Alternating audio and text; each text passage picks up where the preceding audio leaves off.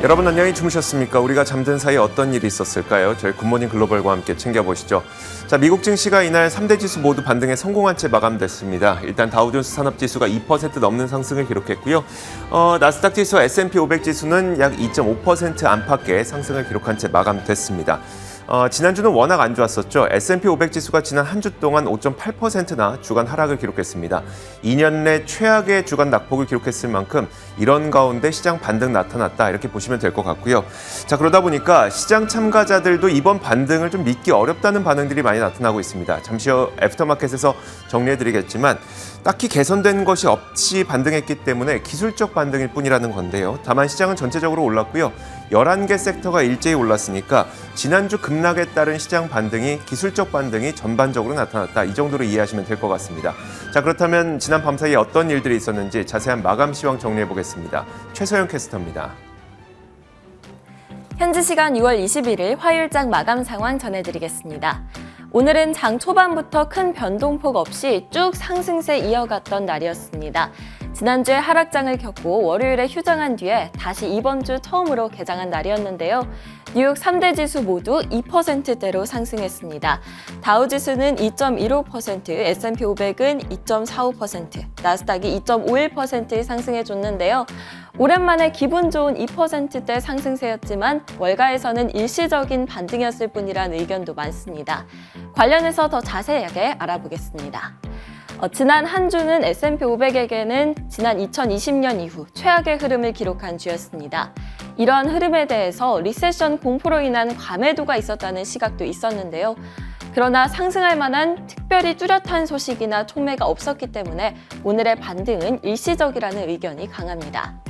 CFRA 리서치의 샘 스토발은 분명 반등일 수는 있지만 바닥은 아니다라고 말했는데요. 지난주에 매도세가 공포에 기반한 캐피출레이션 매도, 즉 공포 심리로 인해 과매도는 아니었기 때문이라고 말했습니다. 스토발은 S&P 500이 경기 회복 이전까지 3,200선까지도 떨어질 수 있다라고 말했는데요. 이는 고점 대비 30% 넘게 떨어진 수치이고요. 현재 3,700선에서 움직이고 있으니까 아직 500포인트 넘게 더 하락할 여지가 있다는 겁니다. 오늘은 시장이 반등했지만요. 최근의 급격한 주가 하락은 시장의 경제 전망, 그리고 연준의 소프트 랜딩, 즉 연착륙에 대해서 신뢰를 잃고 있음을 시사합니다. 월가에서는 경기 침체가 임박했을 가능성을 높게 보고 있는데요. 모건 스탠리의 마이크 윌슨은 더 많은 하락이 올 수 있다고 경고했습니다. 그는 경기 침체 가능성에 대해서 50대 50이라고 전망하면서 S&P 500이 현재 수준에서 15%에서 20% 더 하락한 3,000선까지 떨어질 수도 있다고 말했습니다. 또 윌슨은 현재 실적 전망치들이 너무 높다라고 했는데요. 비용에 대한 인플레이션 압박이 높기 때문에 기업들의 수익이 타격을 받을 것이란 겁니다. 그렇지만 여전히 윌슨은 연준이 이야기하는 소프트 랜딩 가능성에 대해서도 언급했습니다. 2020년의 침체를 기정사실화하고 있지는 않지만 23년에는 이 가능성이 높아진다고도 말했습니다. 이번에는 히트맵 열어서 섹터와 종목별 흐름 확인해 보겠습니다. 오늘 S&P 500 내 대부분 종목들 파란불을 띠면서 상승했는데요. 특히 에너지 섹터의 상승폭이 컸습니다. 유가가 다시금 급등했다는 점이 그 원인이 되겠는데요. 다이아몬드백 에너지가 8% 넘게 급등했고 엑손모빌 역시 7% 넘게 올랐습니다. 슐럼버거와 할리버튼 역시도 5% 넘는 급등세 나타냈습니다. 대형 기술주 등 흐름도 볼까요? 마이크로소프트가 2% 넘게 상승했고요. 애플과 구글은 각각 3% 이상씩 상승했고 아마존도 2.3% 상승했습니다.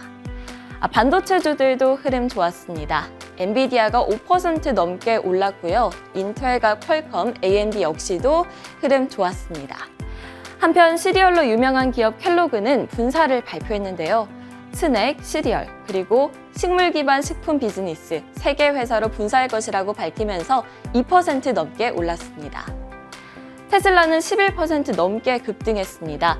일론 머스크 CEO가 이번 달 초에 언급했듯이 향후 직원 감원이 이뤄질 것이라고 밝혔기 때문인데요. 이는 전체 직원 3.5% 정도의 해고를 뜻합니다. 찰스 슈왑은 UBS에서 투자 의견을 중립에서 매수로 상향 조정한 후에 4% 넘게 상승했습니다. UBS는 찰스 슈왑이 신용 그리고 시장 위험으로부터 잘 분리돼 있다고 평가했는데요. 이미 여러 가지 악재들을 주가가 반영하고 있다면서 앞으로의 반등 가능성을 이야기했습니다. 일부 빨간불을 띠고 있는 종목들도 보입니다. 메타 플랫폼 그리고 넷플릭스가 빨간불을 띠고 있는데요. 메타는 약 4% 하락했고 넷플릭스는 2% 넘게 하락했습니다. 스티펠 니콜라스 스캇 데이비스 애널리스트는 화요일 개장 전에 넷플릭스에 대해서 낙관적인 전망을 내놨지만 투자 의견은 보유를 유지했고 목표 주가는 300달러에서 240달러로 낮췄습니다. 다음은 상품 선물 시장 확인해 보겠습니다. 국제유가는 재차 상승하고 있는데요. 여름철을 맞아서 수요가 늘고 있고 이에 중국 리오프닝 영향이 더해졌기 때문입니다.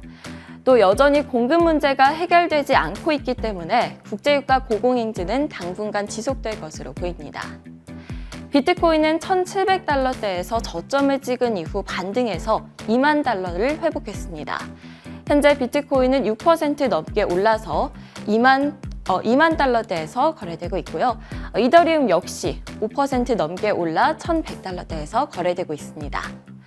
그러나 일각에서는 아직 경기 침체 우려가 해소되지 않은 만큼 가격이 저점을 찍었다고 볼 수 없다는 의견이 나오고 있는 상황입니다. 지금까지 뉴욕 증시 마감 시황 전해드렸습니다.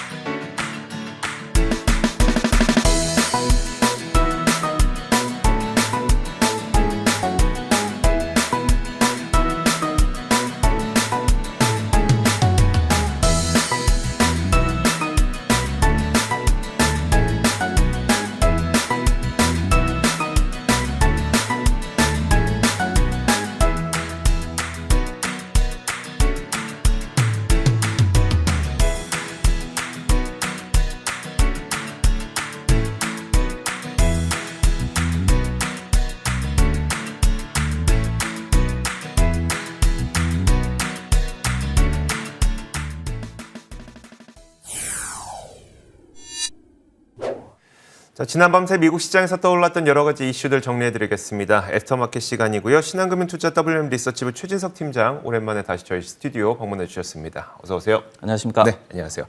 자, 오늘도 4가지 키워드가 준비되어 있습니다. 첫 번째 키워드 한번 볼게요. 첫 번째 키워드는 바로 이겁니다.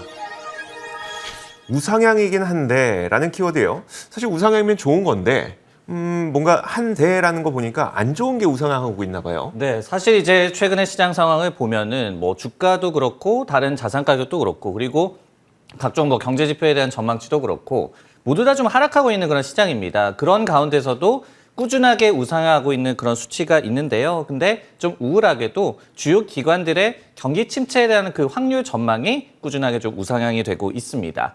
이번에는 골드만삭스였는데요. 현지 시각으로 월요일이었습니다.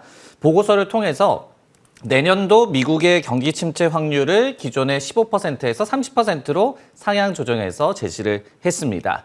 당연히 이제 성장률 전망을 하향 조정을 했기 때문에 침체 확률도 높아졌다라고 진단을 했겠죠. 골드만 측에서는 미국 경제가 올해 기존의 2.5%에 미치지 못하는 2.4% 성장, 그리고 내년에도 기존 전망치 1.6%를 밑도는 1.4%의 성장을 점쳤습니다. 골드만삭스에서는 이렇게 얘기를 했습니다.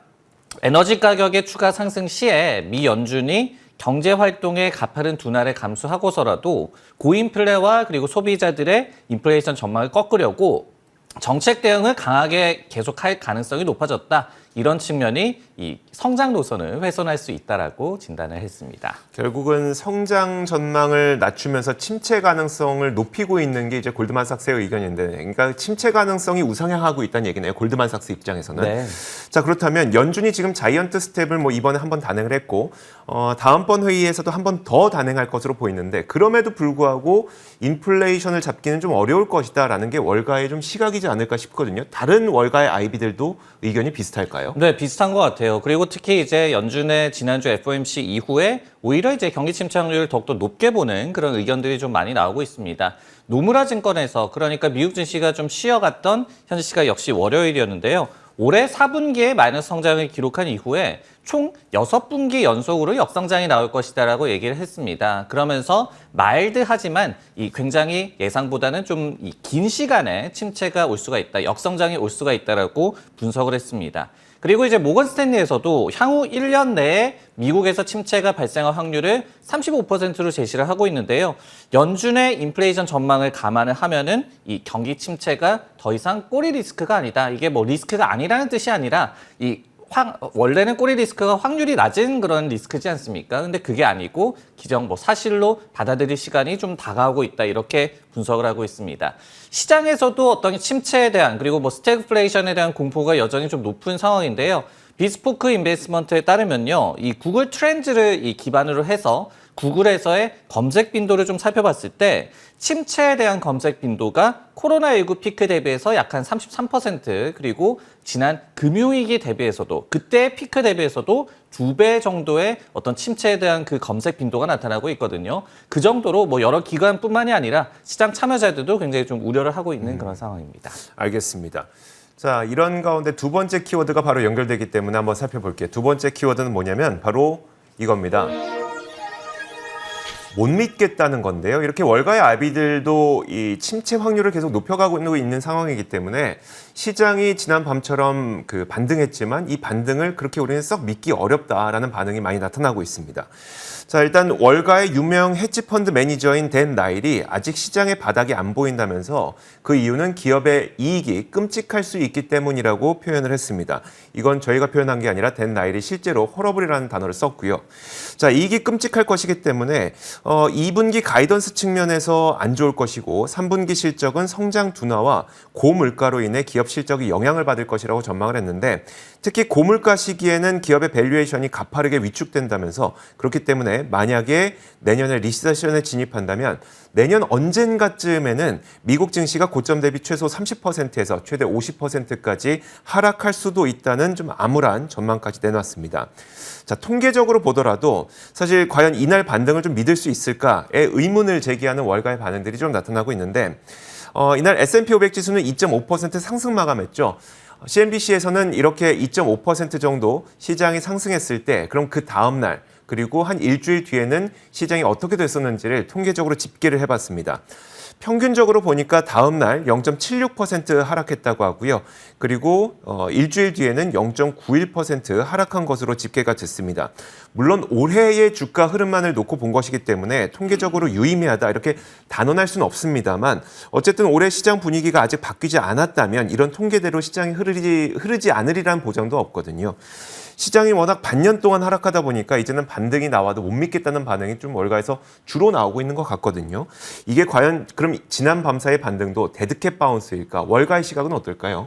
이거를 무자르듯이 딱 잘라서 얘기를 할 수는 없겠지만은 월가의 분위기를 보면은 일단은 추가 하락 쪽으로 좀 더 이 무게를 두고 있는 것 같습니다. 왜냐하면은 앞서서도 말씀을 드렸지만은 연준의 정책 조치에 대한 의문, 그리고 연준에 대한 신뢰도가 좀 추락하고 있다, 이런 분위기가 좀 감지가 되고 있고, 그렇기 때문에 이제 결국은 경기 침체가 올 것이다, 그래서 이제 증시도 추가 하락할 것이다, 이런 로직이 일단은 지배적인 좀 중론이다라고 보여지고요. 앞서서 이제 향후 1년간의 침체 확률을 기존의 20에서 35%로 상향해서 제시했던 모건 스탠리 같은 경우에도 역성장이 나올 경우에 주가가 20% 더 떨어질 수 있다라고 얘기를 했습니다. 그리고 침체를 피한다고 하더라도 인플레이션 상황이라든지 침체에 대한 위험 그 자체만을 감안을 하더라도 리스크 대비한 보상 비율, 그러니까 리스크 어워드라고 얘기를 하죠. 이 리워드라고 얘기를 하는데, 주식에 대한 매력도가 떨어지고 있기 때문에 주가는 어쨌든 간에 하락할 수밖에 없다라고 분석을 또 하기도 했습니다. 소시에테 제네랄 같은 기관에서도요. 이날 통상적으로 침체를 반영을 한다라고 한다면은 S&P 500 지수가 3,200선까지 하락할 수가 있다. 근데 이것이 1970년대와 같은 스태그플레이션 위험을 만약에 시장이 반영을 한다라고 한다면은 시장이 2,525선, 그러니까 현재 대비해서도 30% 이상 추가 하락할 수가 있다라고 또 경고를 하고 있거든요. 그렇기 때문에 뭐 충분히 이렇게 좀 신뢰도가 떨어진 시장 상황을 보여주는 주요 기관들의 시장 전망이라고 좀 보여집니다. 알겠습니다. 물론 이제 IB들의 의견도 일부분은 어떻게 생각할까요? 그러니까 시장 분위기를 좀 따라가는 측면도 네. 배제할 수는 없어요. 그렇기 때문에 이게 반등이 본격적으로 나오지 않는 이상 이들의 의견도 바뀌지 않을 가능성이 높긴 한데 어쨌든 지금 단계에서는 추가 하락을 좀 보고 있는 IB들도 꽤 많다. 이렇게 이해하셔야 될 것 같습니다. 자, 이어서 다음 키워드 한번 보겠습니다. 다음 키워드는 바로 이겁니다. 나홀로 하락인데요. 메타의 그림이 보이고요. 사실 저도 어제 지난 밤 사이에 미국 시장에서 전반적으로 주식들 다 올라가는데 메타는 왜 내리지? 이런 생각했거든요. 어떤 내용일까요? 이날 이 시장도 좀 큰 폭으로 반등을 했고 그리고 기술주의 대부분이 좀 상승을 했죠. 근데 나홀로 부진, 급락을 오히려 했습니다. 메타 플랫폼스가 그랬는데요. 왜일까? 악재가 특별히 있었을까? 하지만은 오히려 호재가 있었지만 급락을 했기 때문에 그 부분을 좀 살펴보고자 합니다. 이날 그 호재라고 말씀드린 그 뉴스는 미국 법무부에서 메타와 이 광고 차별과 관련한 소송에 합의했다라고 발표를 한 점이었습니다. 과거 맨하탄 연방법원에 제출한 소장에 따르면요. 법무부는 메타가 광고주들로 하여금 인종과 종교 그리고 성별 등에 따라서 광고 타겟팅을 하도록 권장해 온 것으로 알려지고 있습니다. 이는 주택 구매라든지 렌트 시에 차별을 금지하는 연방주택법에 저촉되는 행위라고 법무부는 서명한 바가 있었는데요.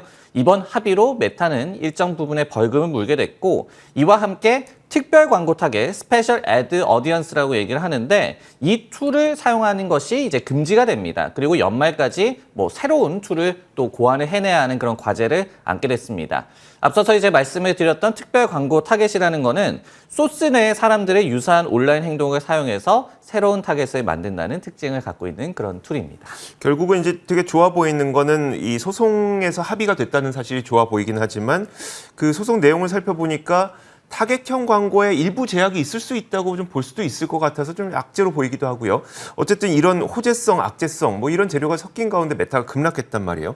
그 최근 안 좋은 분위기와 좀 관련이 있는 걸까요? 네, 이 뉴스가 나오고 나서 메타 주가가 약간 2.5% 정도 선물 시장을 포함해서 상승했던 구간도 있었습니다. 근데 이제 하락 반전을 하고 결국은 4% 급락으로 이 시장의 좋았던 분위기를 전혀 좀 흡수하지 못하는 그런 분위기가 나왔는데요. 이로써 올해 50% 이상 메타의 주가가 하락했고 그리고 이날 주가가 지난 2020년 4월 이후에 또 최저치를 찍기도 했습니다. 말씀을 해주셨듯이 합의를 보기는 했지만은 이것이 타겟형 광고에 또 한 번 좀 차질을 빚게 만드는 그런 이슈였다. 이런 해석이 좀 있는 것 같고요. 그런 점에서 별다르게 좀 호재로 해석이 되지 않은 걸로도 좀 해석이 되는 여지가 있습니다. 여기에 또 최근에 안 좋은 분위기를 당연히 좀 반영을 했겠죠. 최근에 이 웰스파고의 보고서를 또 보더라도 매크로 불확실성 속에서 모멘텀이 부족한 기업들을 퀀트로 뽑아서 리스트를 뽑았습니다. 그러면서 이들 기업은 최소한 피해야 한다라고 조언을 했었는데 이때도 커뮤니케이션 서비스 업종 중에서 디즈니, 매치그룹 등과 함께 메타 플랫폼스가 포함이 됐어요. 이런 식으로 아직까지 피해야 하는 종목 이렇게 또 얘기가 나오고 있기 때문에 호재성 재료에도 어떻게 본다면 나쁜 쪽을 더욱더 집중을 한다. 네네. 이런 식의 시장 반응이 나온 것 같습니다. 알겠습니다. 자, 이렇게 메타가 시장 전반적으로 올랐는데 왜 나홀로 하락했는지에 대해서 자세하게 그 내용을 살펴봤습니다. 자, 이어서 다음 키워드 한번 볼게요. 다음 키워드는 바로 이겁니다. 자, 보시면요. 오르긴 올랐는데 라는 키워드고요. 전기차들의 모습들이 사진에 많이 보이죠. 이날 전기차 주가가 일제히 동반 급등했습니다. 개별 이슈로 오른 종목들도 있었고요. 전반적인 분위기 타서 함께 동반 급등했던 그런 종목들도 있었는데 사실 이 종목들의 움직임들을 좀 자세하게 살펴보면 딱히 명확한 이유를 찾기가 참 어려워서 이 내용을 한번 준비해봤습니다. 총 3가지의 기사를 한번 여러분들한테 보여드릴 건데 이날 일론 머스크가 테슬라의 해고 규모가 3.5% 수준이 될 것이라고 얘기를 했습니다. 불과 얼마 전까지만 하더라도 그는 정규 직원의 10%를 감축할 것이라고 발표를 했었고 그 당시에 테슬라의 주가는 크게 급락한 현상이 있었죠. 자, 그런데 10%가 아니라 이번에 얘기한 거는 3.5% 수준이다라고 밝히다 보니까 10%가 아니라 3.5%니까 좀 낮구나라고 하면서 주가가 급반등했다고 이해할 수도 있긴 한데 이게 약간 보면 자세하게 살펴보면 조삼모사격이란 말이에요. 그 자세한 내용을 보니까 정규 직원의 10% 감축은 맞습니다. 다만 시간제 근로자를 고용할 것이라는 건데요. 그래서 이 고용과 해고를 딱 합쳐보면 한 3.5% 수준이 될 거라는 게 결론입니다. 어쨌든 지금 상황은 고용을 활발하게 할 상황은 아닌 것만은 분명한데 일단 주가는 급반등에 성공했고요. 자, 다음 뉴스를 한번 보면은 이날 니오도 동반 급등했습니다. 심지어 이날 니오에 대해서는 시티그룹이 기존의 목표 주가였던 87달러에서 41달러로 목표 주가를 반토막 이상 하향 조정했거든요. 그럼에도 불구하고 오른 건데 그렇기 때문에 좀 다른 이유가 있어 보입니다. 6월 판매량에 대한 기대가 있는 것 같습니다. 중국 락다운이 풀리면서 6월 인도량이 12,900대 정도를 기록할 것으로 전망되는데 이건 가이던스의 상단 정도의 수치이고요. 5월에 7,000대에서 거의 70% 이상 증가하는 거죠. 5월에는 락다운이 심했기 때문에 인도량이 적을 수밖에 없었습니다. 자, 또 한 가지 뉴스인데요. 이제 리비안과 그리고 루시드도 이날 동반 급등했습니다. 이들이 오른 이유에 대해서는 시장에서는 GM의 전기차 험머 EV가 가격을 인상한다는 소식 때문에 주가가 올랐다 이런 설명을 하고 있는데 한편으로 생각해보면 그만큼 전기차 수요는 가격을 올려도 높다는 거니까 이해는 가능하긴 하지만 얼마 전에 리비안은 가격 인상하려고 했다가 저항에 부딪혀서 하루 만에 가격 인상을 철회하기도 했었죠. 그러다 보니까 이것도 뭔가 이해는 될 듯한데 단순히 기술적 반등으로 봐야 되나? 이런 식의 생각도 들기도 하고요. 참 어렵습니다. 자, 전기차가 과연 살아날 때가 된 것인가? 이 월가의 시각이 궁금하거든요. 어떨까요? 네, 일단은 뭐 다양한 얘기들을 해주셨지만은 이외에도 다양한 그래도 호재성 재료도 있었습니다. 뭐 예를 들자면은 중국에서 리오토가 신규 SUV 모델을 공개를 했는데 이와 관련해서 시티그룹이 뭐 EV 시장 전반에 대해서는 기업들 전반에 대해서는 목표 주가를 또 상향 조정하는 그런 이슈도 있었어요. 이런 부분도 있었고 그리고 이제 중국 정부가 EV 공급망 전반에 대해서 수익성 개선을 위한 조치를 할 것이다라고 계획을 발표한 것도 또 도움이 됐다 이런 해석들이 나오고 있습니다. 근데 이제 결국은 전기차 관련주가 이제 살아날 것이냐 이런 부분들을 좀 살펴보자면은 수요라든지 아니면 실적이 따라줘야지 우리가 지금 보고 있는 할인율 상승 구간에서도 결국은 견뎌낼 수가 있거든요. 그런 측면에서 또 이날 일론 머스크 테슬라 CEO가 당사 차량에 대한 수요가 엄청나게 좋다. 익스트림리 굿이라는 또 표현을 썼거든요. 익스트림리 하이라는 표현을 썼는데 이런 부분도 뭐 여러 가지 또 영향을 줬겠고 그리고 뭐 시장 전반의 분위기 그리고 섹터의 분위기 자체와 또 연동된 그런 감도 있지 않을까 이렇게 생각이 듭니다. 네, 알겠습니다. 자, 이렇게 전기차 내용까지 살펴봤습니다. 지난 밤 사이에 어떤 일들이 있었는지 저희가 이슈를 통해서 정리해드렸고요. 애프터마켓이었습니다. 신한금융투자 WM 리서치부 최진석 팀장과 함께했습니다. 고맙습니다.